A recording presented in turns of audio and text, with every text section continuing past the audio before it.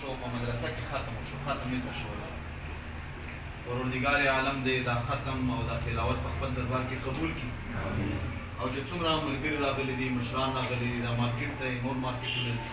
خدای پاک ټول له حلال رزق ډېر فراخ او نصیب کړي د قرآن پاک په بدل او تلاوت په برکت باندې الله پاک موږ تاسو رزق فراخ کړي امين امين خبرې د کولو ټیم نشته په بیا هم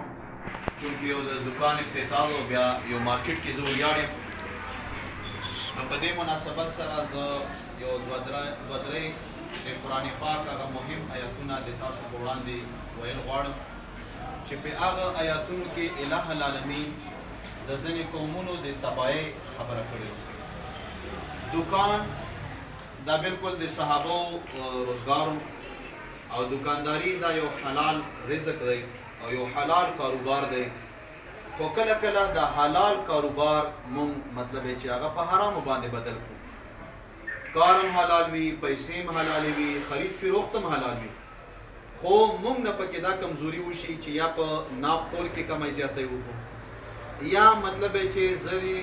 2-3 نمبر شي هغه مونږ په 1 نمبر په اعلی شي باندې خرڅو نو په دغه ټیم کې ما او تا په روزګار کې فرق راشي د شعیب علیه السلام قوم قرآن پاک په دا باندې گواه دی چې د شعیب علیه السلام قوم ډېرې غلطۍ پکې نورې مې خو یو غلطي پکې دام وه چې دوی به په ناپ تول کې کمای زیاتی کړو مثال په طور باندې یو شی به داړی نو سیر نیم سیر به کم و دوی به چې دا داړی ده یو شی به ګز نه و بېچېره دا ګز دی نو په دغې طریقه باندې الله تبارک وتعالی دومره ورته په غوسه کې شو چې په شعیب علیه السلام باندې قوم باندې مطلب چې عذاب راوستو او داسې سخت عذاب یې پرې راوستو چې هغه یې مکمل طور باندې ملیمیټ کړل او ختم کړل دغې وجې نه وروڼو په ناپ تول کې کمای زیاتی دا الله تبارک وتعالی په قرآن پاک کې فرمایي ویل للمطففین الذین اذا اکتالوا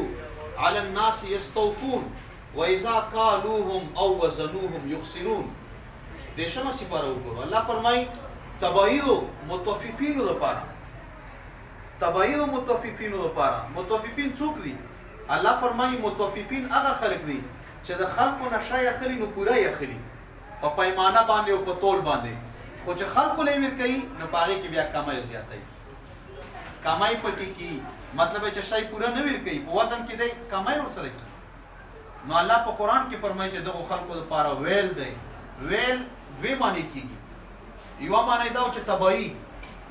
او دویمه معنی دا و چې دا په جهنم کې یوه کنده و چې ډېره زیاته ډوبه کنده و نو الله تعالی د موږ تاسو رزق حلال کړي او الله تعالی د موږ تاسو د حرام خورۍ نه وساتي نورونو ټولو ملګرو ته ما ډېر خواست دی چې چونکې دکانداران یو او د مارکیټ